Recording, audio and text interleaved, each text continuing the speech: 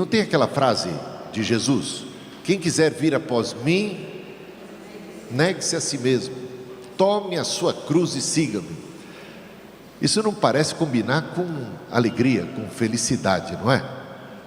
Cruz, negar a si mesmo, parece uma vida de privação, e muitos interpretam exatamente desta forma a vida cristã e até querem passar longe dela, né? Parece que é uma negação da vida. Mas Jesus disse que aquele que for capaz de negar a sua própria vida, ele vai encontrá-la. Não foi isso que ele disse? E ele disse: eu vim dar vida e vida com abundância. E aprendemos que o fruto do Espírito é amor, alegria, paz, mansidão, vida abundante. Eu estou colocando tudo isso porque tem a ver com o que a gente vai abordar aqui. Tem aquela aposta de Pascal, todo mundo já ouviu falar, né? Aposta de Pascal. Blaise Pascal, aquele filósofo matemático francês, e era cristão, e ele disse o seguinte: ainda que não se possa provar definitivamente por A mais B a existência de Deus, é mais razoável e mais vantajoso crer em Deus do que não crer. E ele propôs a seguinte aposta. Então, como que dizendo para mim, para você: aposte na crença em Deus e leve a sério, porque não é apenas crer, eu creio. Quase todo mundo crê em Deus, né? Creio, mas e daí? Que impacto essa crença tem na sua vida? Como é que isso, a sua crença em Deus, ela afeta seu dia a dia, suas escolhas, suas decisões e tudo mais? Então, estamos pensando em alguém que leva Deus a sério, porque houve uma fase na minha vida, daqui a pouco eu volto lá para a aposta de Pascal, tá? Houve uma fase na minha vida, dos 13 aos 16, que eu nasci num contexto evangélico, cresci aprendendo as sagradas letras, e só que dos 13 aos 16 eu me afastei, eu fui viver minha vida, mas nada, não pensa, 13 anos, é um adolescente, então eu estava na roda dos escarnecedores, no mínimo eu estava na roda dos escarnecedores, e vivendo como se Deus não existisse, embora, por conta de toda a minha formação, eu ainda lesse a Bíblia todos os dias e orasse. Eu lembro da oração que eu fazia, o conteúdo principal dela é: Senhor, não permita que eu morra nessa situação miserável, que eu sabia que eu estava distante da igreja, eu estava distante da comunhão, eu estava distante da ceia, eu estava distante de um relacionamento mais vivo com Deus. Eu não estava permitindo que Jesus fosse o Senhor da minha vida. Eu cria e até tremia, mas eu não estava levando Deus a sério. Deus não estava impactando as minhas decisões. Eu, diante das tentações, eu decidia conforme a carne. Eu não estava decidindo conforme o Espírito. Eu não estava negando a mim mesmo. Eu não estava entregando a minha vida ao Senhor, embora cresce nele. Então tem muita gente que é como eu naquela fase da vida, está vivendo male male a sua fé, mas sem impacto profundo na sua existência, sem levar a Deus a sério, sem um compromisso, sem uma entrega. Bom, a aposta de Pascal é a seguinte: ele diz que se você crer em Deus, e se Ele de fato existir, então, eu estou falando crer em Deus e levar Deus a sério, se você realmente crê e tem uma fé comprometida com Deus, e Ele realmente existir, então o seu benefício é eterno, o seu benefício é infinito, é eterno. Se você crer em Deus e por acaso Deus não existir, o seu prejuízo é pequeno. E daqui a pouco a gente vai tratar se esse prejuízo é tão prejuízo assim.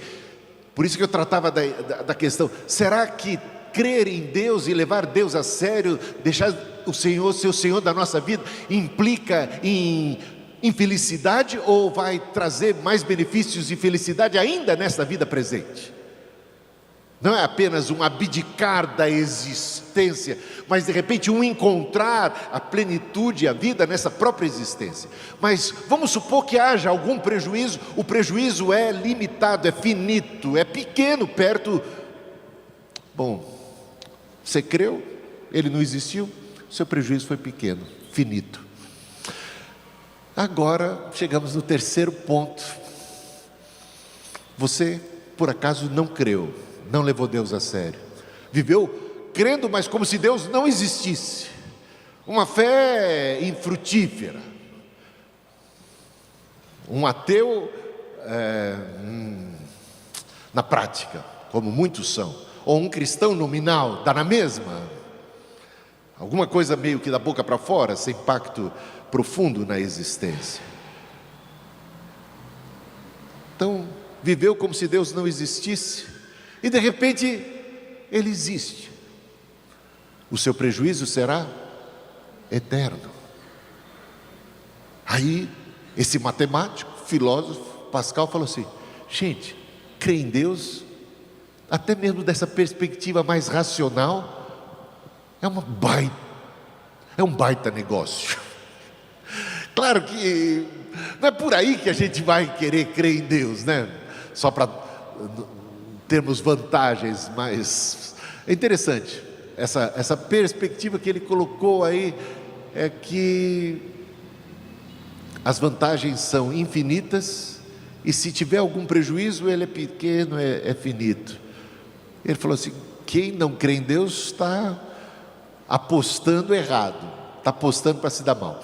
Agora eu entro no segundo ponto, que é essa questão do prejuízo caso Deus não exista. Eu vou dizer para vocês uma coisa: eu criei em Deus, entreguei minha vida ao Senhor aos 16, eu estava mais comprometido, entreguei meu futuro a Deus. Então eu fiquei longe dos vícios, vamos dizer, os meus prejuízos, né? Eu fiquei longe da bebida, eu fiquei longe do cigarro, eu fiquei longe da maconha, eu fiquei longe da cocaína. Aliás, eu nunca estive perto, mas talvez da bebida eu estive mais perto. Do cigarro, com 8 anos de idade, meu amigo, de 8 anos também, estudávamos na 2ª série primária juntos, e éramos vizinhos. Ele falou: eu peguei escondido 2 cigarros, um para mim e outro para você, vamos fumar escondido? Que criança diria não? Quase toda criança tem curiosidade, gente, é normal, vai lá, quero saber como é que é escondido, então ficou melhor ainda, né? Vai dizer que não tem um sabor as coisas escondidas? Ah, dá uma certa sedução. E lá fui eu, atrás da casa dele, escondidos de tudo e de todos, fumar aquele cigarro. Bom, e aí eu fiquei morrendo de medo que minha mãe e meu pai descobrissem. E por causa do respeito ao meu pai e minha mãe, do medo, do temor e tal, eu acabei ficando só naquele cigarrinho. Nunca fui adiante, mas ele desenvolveu o vício. Ele continuou roubando o cigarro da mãe e fumando. Quando eu tinha 25 anos de idade, eu fui designado para ser pastor lá em Santo André. E de repente eu encontrei com ele que estava morando em Santo André. Descobri onde que era a casa dele, fui visitar ele, a família. E ele estava em estado terminal de câncer no pulmão. Parece uma história fantástica essa, né? Mas é claro que eu me reportei aquele dia em que nós estávamos começando juntos a aprender a fumar. E isso foi fatal para ele. Eu me converti, inclusive eu convidei ele eu convidei todos os meus amigos basicamente para irem à igreja comigo, após os 16 anos, e ele foi um deles que eu convidei, insisti, mas ele nunca aceitou um convite meu para ir à igreja e nem para ir aos acampamentos. Quase todos, uma vez eu levei 20 amigos, 20, num acampamento só, e ele nunca aceitou. E de repente eu o encontrei. Eu já era casado, eu tinha o meu filho Samuel, inclusive foi com Samuel pequenininho. Samuel tinha 3, 4 anos de... Quantos anos tinha o Samuel naquela época? 3, 4 anos de idade. Fui com ele, ele viu meu filho, ele me viu, eu fiquei longe do cigarro. Só estou falando, olha um exemplo. Eu fiquei longe disso, ou seja, eu me privei talvez do sabor ou do prazer que deve ter, né, gente? Eu não sei quem fuma, mas deve ter prazer, porque senão a pessoa não pegava aquilo. Eu me privei disso. Mas em termos de felicidade, mesmo nessa vida, para pensar um pouco. E a mesma coisa poderia se dizer a qualquer outra espécie de vício. Vício na pornografia. É feliz uma pessoa que é viciada em pornografia? Ou é um eterno insatisfeito que sempre tem que apelar para coisas mais e mais e mais e mais, que vive no mundo da fantasia e que acaba às vezes não tendo o prazer devido, a alegria devida no mundo real, no mundo da realidade? Que esse é um problema que está acontecendo nos neurônios daqueles que se deixam dominar pela pornografia.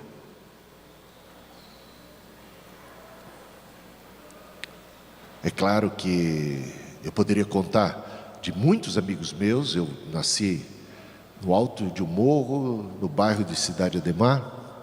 Amigos que não viveram uma vida tão regrada, que se deixaram entregar para todo tipo de vício e a ambição da vida, o desejo de ter e de possuir, o descontentamento, a revolta em não ter e a sedução de participar de repente de uma gangue que vai assaltar banco. Então eu perdi amigos que morreram em assalto a banco. Eu perdi amigos que morreram na cachaça, por causa da cachaça. Dois deles que tomaram tombo embriagados. Um da minha idade bateu a cabeça e morreu. Fui visitá-lo no hospital e estava em estado de coma. Aí eu poderia falar também dos prazeres sexuais. Vamos falar um pouco sobre isso.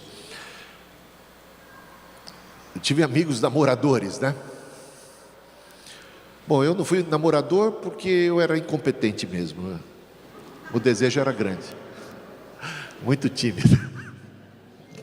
Verdade seja dita, também porque eu namorei cedo. Comecei a namorar com 16 anos de idade. Nada contra namorar. Eu acho que faz parte da vida, é interessante. Mas aí de repente, quando você não tem os princípios cristãos, você pode estar casado e continuar com o espírito aventureiro. Sabe do que eu estou falando, né?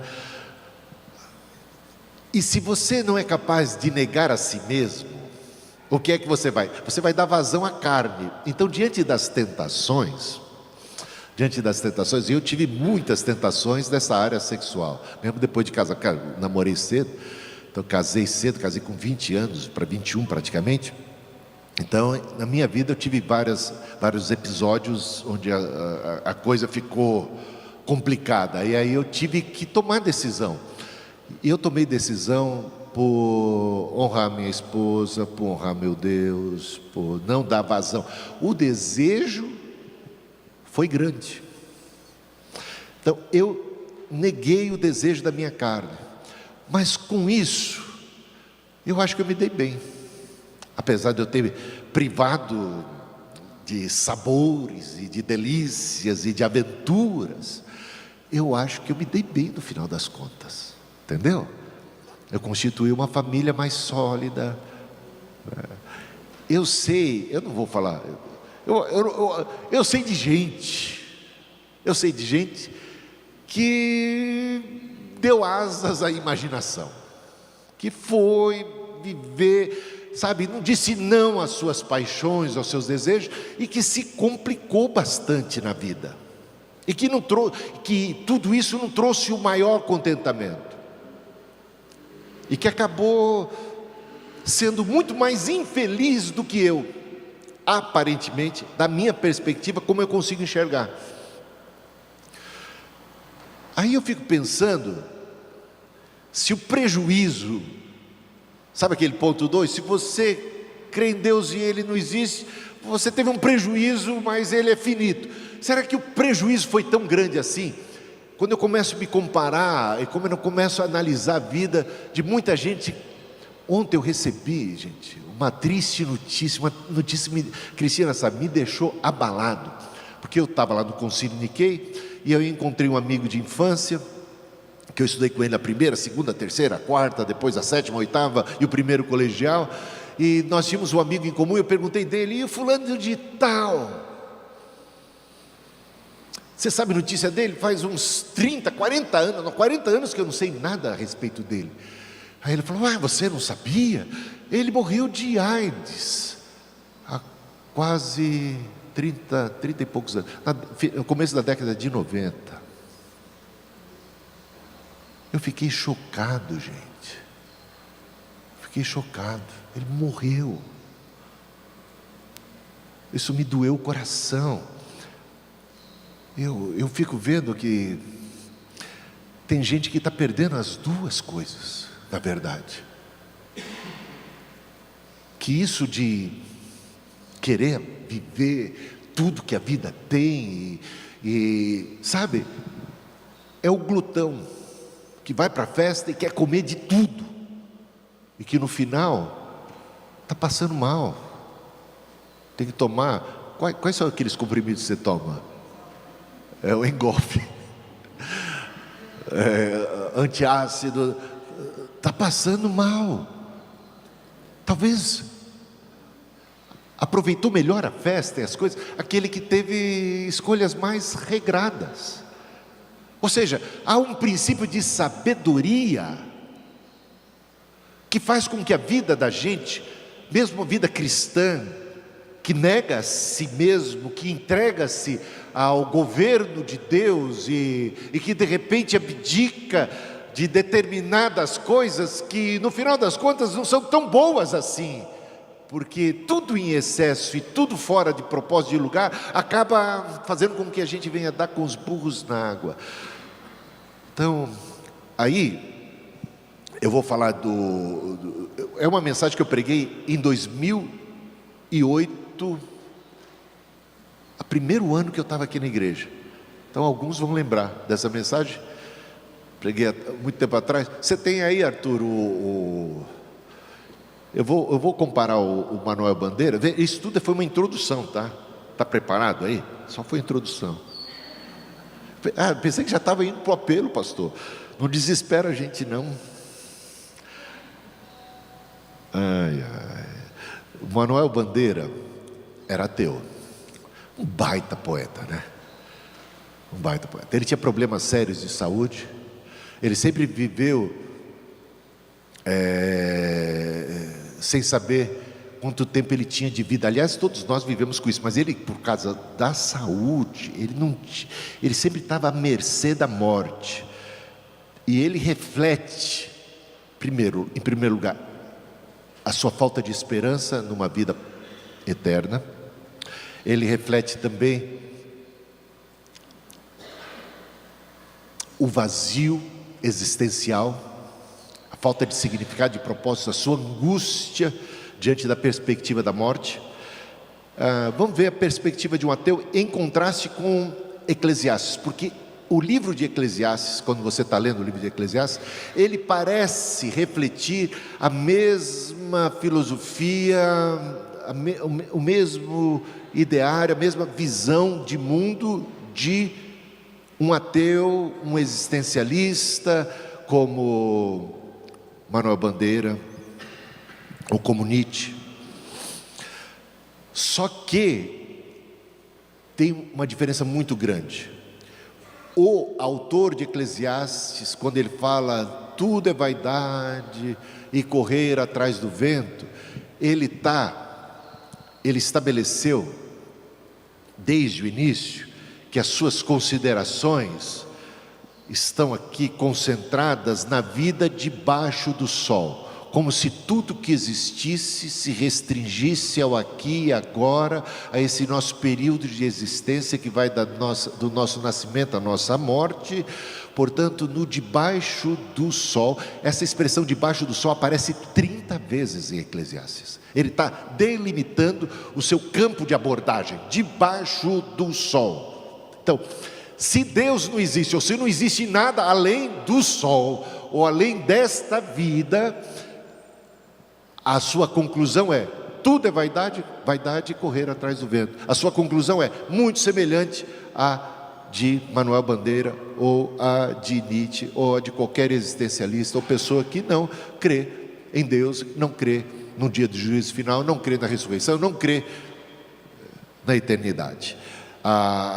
O pessimismo se torna evidente, mas o autor de Eclesiastes, ele crê em Deus, e ele vai levar você a perceber que se a vida consiste única e tão somente no aqui e agora, o melhor ou o pior, tudo é tão trivial, tudo é tão passageiro, tudo é tão efêmero, que a morte reduz a todos na mesma condição. É só você pensar, o que você comeu ontem à noite? Alguns podem ter saboreado um prato mais delicioso do que outros, mas já foi, não foi? Acabou. Dizem que no final do jogo de xadrez, peões e reis vão para a mesma caixa. Ou seja, essa é uma ideia de que aquilo é tão efêmero, é tão passageiro, que, se foi ruim, se foi muitos anos, se viveu como o vô Raul 104 anos, ou se viveu como meu amigo apenas 25 anos, se a vida é só aqui, não tem um além, mas acabou, e já era, e passa rápido, não passa?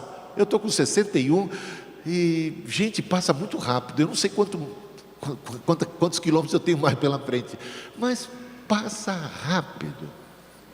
Bom, e o Manuel Bandeira reflete esse pessimismo, e o Eclesiastes, nessa sua primeira abordagem, ele também reflete o mesmo pessimismo. Vamos aqui abordar algumas poesias famosas, eu vou fazer isso rapidamente. Andorinha lá fora está dizendo: passei o dia à toa. O que ele vai dizer no segundo verso? Andorinha, andorinha, minha cantiga é mais triste, passei a vida à toa. Isso que é sério, mexe com a gente, né? Qual é o propósito da vida, da existência? De repente você olha para trás e fala: eu passei a vida à toa, não tive uma vida com propósito. Vamos lá, próximo. É o pessimismo, né? Passei a vida à toa. E é muito parecido com a expressão correr atrás do vento, vaidade de vaidades. Até aí parece que eles estão no mesmo ensino. Outra, essa poesia a gente estudou muito na escola, mas a pneumotórax deve ter a ver com um problema de saúde dele. E a vida inteira que podia ter sido e que não foi. Destacando essa frase, a vida inteira que podia ter sido e que não foi. Pensa nisso, que aí de repente a notícia, vai ao médico e ele é desenganado pelo médico. Então, doutor, não é possível tentar aí o pneumotórax, ouvir falar dessa nova tecnologia para sarar? E a resposta é não. Quando a vida te diz não, imagina, você não acredita em Deus, você não tem esperança do amanhã, e de repente recebe um baita não da vida. Não. E de repente acontece para muita gente. Não, a única coisa a fazer é tocar um tango argentino, que é uma música muito alegre, né? Que vocês sabem muito bem, né? Bem celebrativa, dançante. Não, dá para dançar o tango, mas é uma música de tristeza, que combina com esse momento triste, vazio existencial. E o poema do Beco, de Manuel Bandeira. Tem uns poemas de Manuel Bandeira que é difícil de entender. Mas por que é poema? Mas como? Olha esse poema, eu vou vou ler primeiro assim. Que importa a paisagem, a glória, a baía, a linha do horizonte? O que eu vejo é o beco.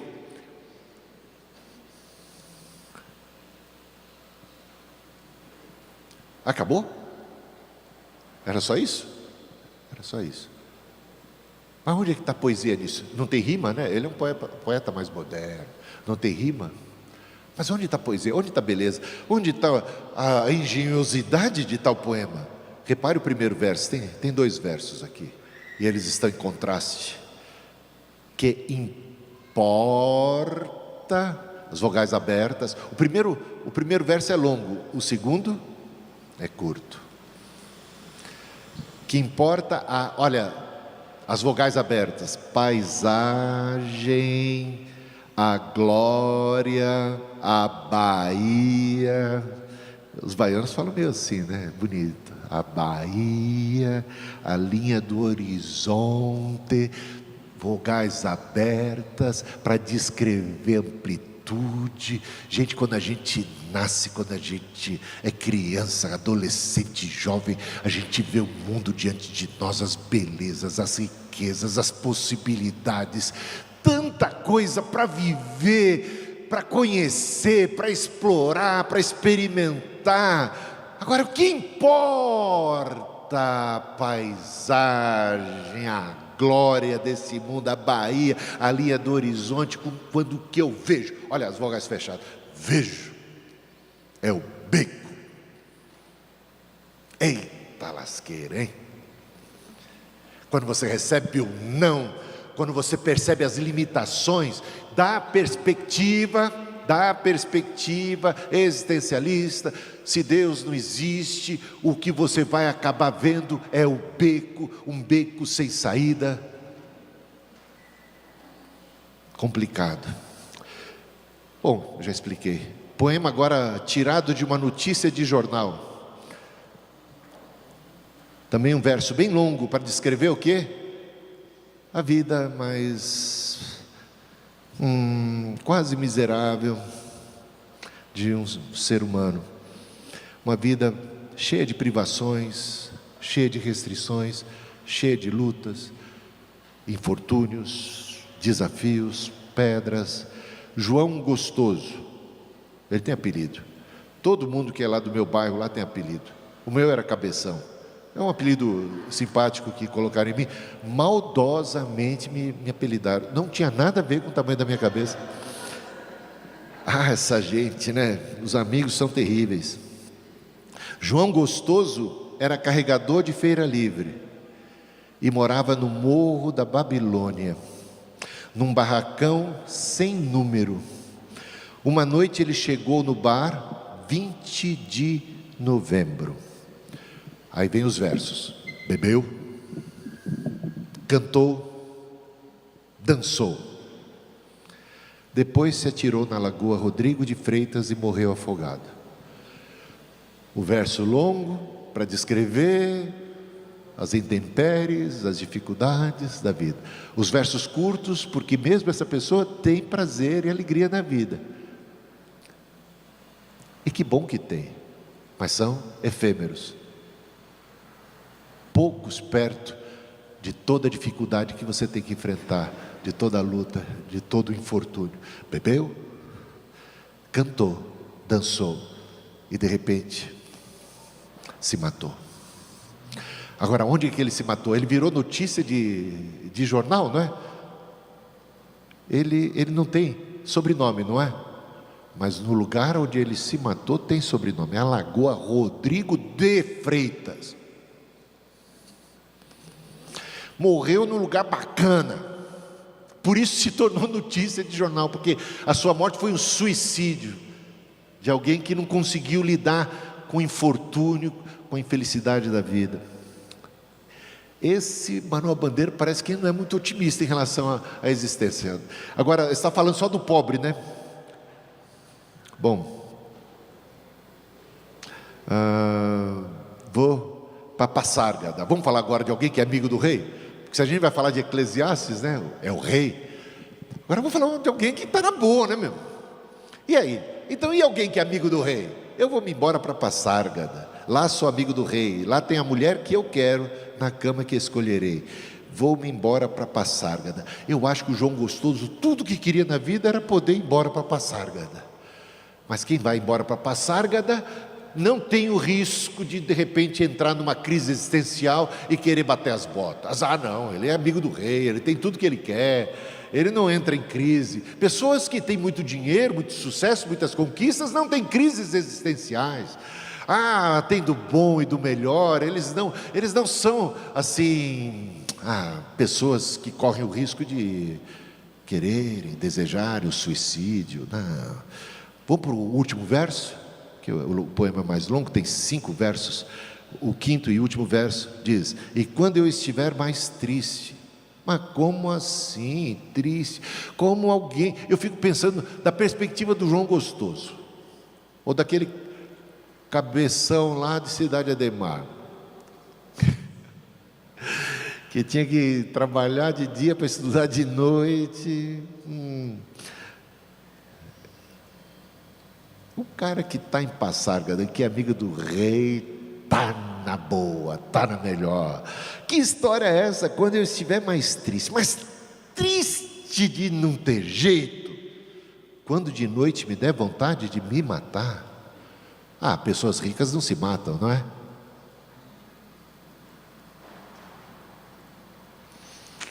Não tem esses problemas. A riqueza, você pode escolher a cama, pode escolher a mulher, pode escolher o prazer, pode escolher as comidas, você tem tudo. O que está te faltando? Se você tem tudo que o João Gostoso mais desejava, e por isso se matou, talvez até em comparação com os amigos do rei. O contraste é chocante para quem vive uma vida de privações. Você não imagina que vai passar na cabeça de alguém que tem tudo isso, o desejo de se matar. Mas para ele resta um alento. Qual que é o alento? Lá eu sou amigo do rei, tenho a mulher que eu quero, na cama que escolherei, vou embora para Passárgada. Bem, essa é seu prêmio de consolação. E quanta gente vivendo à toa. E essa é uma cantiga muito triste. Bom, já vou para Eclesiastes aqui. Pode pular aí bastante. O rei Salomão. O rei Salomão, se você ler o Eclesiastes, ele está falando assim: eu vou analisar a vida a partir do prisma do aqui e agora, do debaixo do sol, com todas as vantagens, não apenas de alguém que é amigo do rei, mas de alguém que é o próprio rei, que tem o mundo aos seus pés, que tem a glória, que tem a fama, que tem a sabedoria, que tem domínio, governo, bom, o que faltava para ele? Prazeres? Ele tinha tudo. E ele conclui que a vida debaixo do sol é vaidade, correr atrás do vento. Mesmo alguém que tem tamanha vantagem. Se a vida consiste no aqui e agora, no debaixo do sol, e não há nada além, que vantagem Maria leva? Esse prêmio de consolação finito, efêmero. No final a morte chega para uns, chega para outros, e todos são igualados, inclusive com os animais. Se não há vida após a morte, se não há eternidade, tudo parece carecer de significado maior. Aliás, a esta conclusão chegou Nietzsche, que enlouquece no final da vida e também dá cabo da própria vida, alguém tão inteligente como ele foi. É triste, gente, a gente ver esse tipo de coisa. Bom, Eclesiastes, debaixo do sol parece 30 vezes. Bom, eu já falei sobre isso, vou pular aqui. Pobre do Arthur, que tem que me acompanhar, né, Arthur? Estou saltitando aqui. Na verdade, o que o Salomão quer, com toda essa abordagem inicial, é que nós caiamos na real, para perceber que há muita coisa nessa vida que é pura, mera ilusão, que de fato não satisfaz, Se eu tivesse caído em tentações, outras, será que eu estaria mais satisfeito? Ou eu estaria sempre à caça de uma nova aventura amorosa, ou sempre à caça de algum novo prazer, ou sempre dando vazão a todos os meus anseios, deleites e prazeres, e eu ia, no final das contas, chegar, porque só quem sabe é alguém como Salomão, quem já experimentou de tudo e percebeu o vazio de todas essas coisas. Uma vez encontrei no ônibus um bêbado, e ele estava gritando, falando alto e chamando a atenção de todo mundo. Não tinha muita gente naquele ônibus, eu estava regressando do seminário, tarde da noite, eram umas 11 e pouco da noite, e ele gritava, falava, e aí de repente ele chegou, e ele estava andando, falando todo mundo, muito bêbado. Aí ele chegou para o meu lado para falar comigo, aí todo mundo já prestando atenção nele. Aí eu aproveitei a deixa e falei assim, quando ele chegou: ei jovem, não sei o que, papapá, eu falei: este vazio que você tem dentro de você, que você vive tentando preencher com a cachaça, só pode ser preenchido por Deus, por Jesus. É disso que você tem falta, é isso que você precisa. Aí ele estatelou, um silêncio naquele ônibus. De repente ele rompeu o silêncio dizendo assim: jovem, você falou tudo, um vazio. E foi um momento ali de quebrantamento, de toque. A cachaça, a gente sabe, o sexo, o sucesso. Uma vez o filósofo Sócrates, aquele jogador do Corinthians, ele era chegado à filosofia.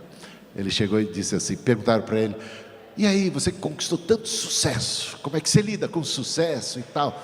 Ele falou: sucesso é uma coisa que todo mundo corre atrás, mas quem já conquistou sabe que nada significa. Vaidade de vaidade, tudo é vaidade, ou não é? Passa. Salomão conclui que não há nada muito novo debaixo do céu, sabe? Que as nossas realizações, o nosso nome, tá bom, alguém tem lá o nome Rodrigo de Freitas, deve ter sido uma pessoa importante, está lá o nome na lagoa, não é?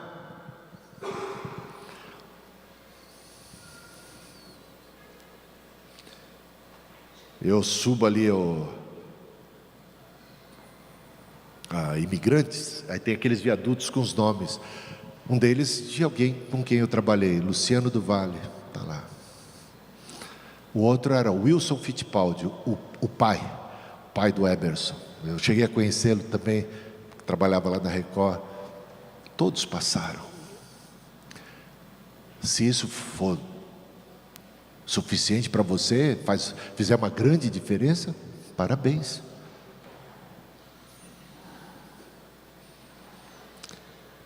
Quantos de nós sabe o nome do bisavô? Nem vou chegar no tataravô, tá?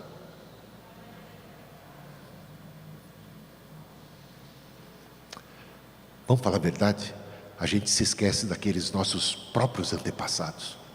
Passa a não ter nem muito significado para nós mesmos. A gente não preserva o nome dos nossos ancestrais, principalmente na nossa cultura. Bom, é bom ter um bom nome, é bom ter realizações, mas isso é pouco para alguém que foi criado à imagem e semelhança de Deus, que foi criado por Deus e para Deus. E é por isso que o autor de Eclesiastes passa a se distanciar completamente de Manuel Bandeira, Nietzsche, qualquer Jean Paul Sartre, qualquer outro existencialista, porque ele vai falar de Deus. Lembra-te do teu Criador nos dias da tua mocidade. Todos nós vamos ter de prestar contas diante de Deus. Um dia, ele fala de um dia de juízo final. E aí, da perspectiva do eterno, se Deus existe, se há um Criador, se há um dia de juízo final, se há um pós esta vida, um além do céu, além do sol, então cada ato da nossa existência se reveste de significado. Como diz o apóstolo Paulo: meus amados irmãos, sede firmes e constantes, sempre abundantes na obra do Senhor, sabendo que no Senhor o trabalho de vocês não é em vão. Não é em vão é exatamente uma frase ao contrário do que é dito em Eclesiastes muitas vezes. Vaidade de vaidade, tudo é em vão. Não, se Deus existe, ele falou isso debaixo do sol. Se Deus não existe, então, se a vida é isso, então tudo é vaidade e não há significado algum. Mas se Deus existe, se há um dia de juízo final, então vede prudentemente como andais, não como nécios, remindo o tempo porque os dias são maus. Vamos ver como é que você está edificando. Cada copo d'água, cada ação, ela se reveste de significado. No dia do juízo final, Deus, o Senhor Jesus, vai reunir todo mundo e vai começar a julgar cada um de acordo com o que fez, porque o que fez tem a ver com o que creu, ou com o que não creu, ou com que tipo de filosofia de vida, de ideal que foi norteador da sua existência, das suas decisões, das suas escolhas. Vinde benditos do meu Pai, porque tive fome e me deste de comer, tive sede e me deste de beber, estava nu e me vestiste, estava preso e fosse me visitar. E por outro lado, afastai-vos de mim, malditos, porque eu tive fome e não me deste de comer. Está percebendo que as ações, elas têm um impacto muito grande, elas transcendem a nossa realidade presente. Porque há um além do sol, porque há um além desta vida, porque há um dia de juízo, portanto cada coisa, então a minha vida se reveste de pleno significado, com uma outra vantagem: quem crê em Deus, meus irmãos, tem paz no coração. Quem entregou a sua vida a Cristo experimenta alegria, mesmo diante da adversidade encontra uma força, encontra uma consolação. Ainda que eu ande pelo vale da sombra da morte, eu não vou temer mal algum. Então o amor lança fora o temor, a tua presença, a tua vara, o teu cajado me consolam. Eu estou debaixo das asas, eu me abrigo debaixo das asas do Altíssimo. Eu tenho fé, eu tenho confiança. Eu tenho assim uma segurança da minha vida espiritual, da minha alma, da minha existência. Eu passo a ter uma consciência de que a minha vida não é um joguete nas mãos dos homens, das circunstâncias. Eu creio em Deus e o Senhor me guia, me dirige, o Senhor me dá paz, o Senhor me dá alegria. Eu sinto a presença de Deus. Eu posso fazer como Paulo e Silas, que mesmo aprisionados, porque pregavam o Evangelho, foram presos, açoitados, e estão ali sofrendo as feridas e amarrados a um tronco. Eles estão cantando e louvando porque sentem a bendita presença de Deus, porque encontram propósito naquilo que estão passando, um significado. Não é em vão, tem um Deus que tudo vê, que tudo sabe. Isso é maravilhoso. A vida toda a nossa existência, toda a nossa labuta, todas as nossas desafios, eles se revestem de um significado pleno. Então eu posso dizer, sem medo de errar, que ainda que haja privações, que ainda que alguns e muitos talvez, em nome da fé, tenham sido ceifados, martirizados, meus irmãos, valeu a pena, porque há um dia por vir.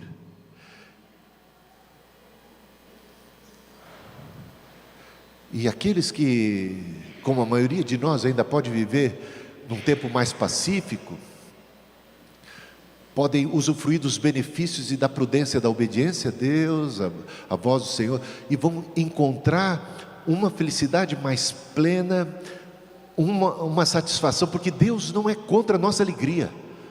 Deus não é contra, Ele vai, entrega teu caminho ao Senhor, confia nele, e Ele satisfará os desejos do teu coração. Ele vai te encaminhar aos pastos verdejantes, Ele vai ungir a sua cabeça com óleo, Ele vai preparar uma mesa, ainda nesta vida. Eu creio nisso, eu creio que há felicidade para nós, e que cada um de nós tem uma corrida, uns uma corrida que é maratona, outros uma corrida já, sempre, normalmente é com obstáculos, mas alguns até mais tranquila. Mas independente do tamanho da nossa corrida, vamos corrê-la com Cristo, com fé, com alegria, e sabendo que tudo que Deus nos orienta não é por capricho próprio, é por sabedoria pura. Ele não é contra nós, Ele é por nós, e vale a pena. Eu não me sinto em desvantagem em relação àqueles que não creram em Deus e caíram na gandaia, está entendendo? E que viveram vidas mais extravagantes. Eu só tive uma mulher na vida e estou satisfeito. Tem gente que já teve um montão e nunca ficou satisfeito, não é? Você sabe do que eu estou falando. Eu nunca fumei um baseado. Curiosidade eu já tive. Querer sentir qual que é o clima, qual é o barato que dá isso, claro, acho que passa por nós, mas eu sei que a gente tem que ficar longe daquilo que nos escraviza, daquilo que nos domina. Perdi muitos amigos por causa das drogas, do tráfico, do crime e da bebida. Eu não sou contra beber socialmente, não acho que, mas eu sou contra tudo aquilo que venha nos escravizar. Eu acho que tem gente que tem que ficar longe mesmo, porque não tem domínio próprio, né? É perigoso para muita gente, é perigoso, principalmente para a juventude. A minha recomendação é: todo cuidado é pouco, todo cuidado é pouco.